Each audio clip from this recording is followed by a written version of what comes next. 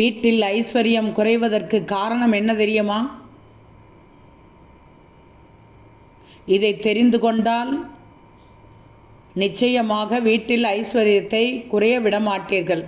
கண்டிப்பாக நீங்கள் தெரிந்து கொள்ள வேண்டிய ஒன்று,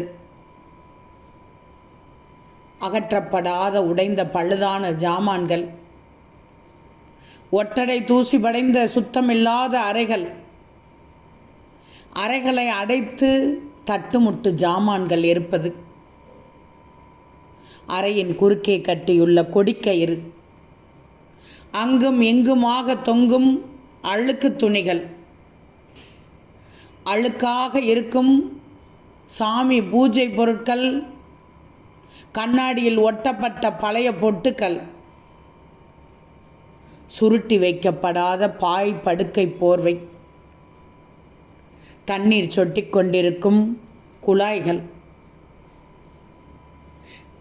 பரப்பி கிடக்கும் பத்திரிகைகளும் புத்தகங்களும்,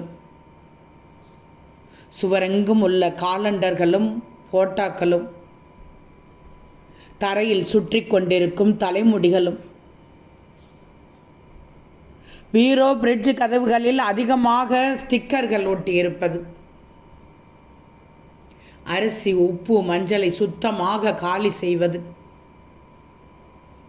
சூரியன் மறைவுக்கு பின் வீடு சுத்தம் செய்வது, முக்கியமாக தேவையற்ற வீண் வார்த்தைகளை வீட்டில் பேசுவது, வெட்டித்தனமாக பேசுவது, இதுதான் வீட்டில் ஐஸ்வர்யம் குறைவதற்கு காரணம்.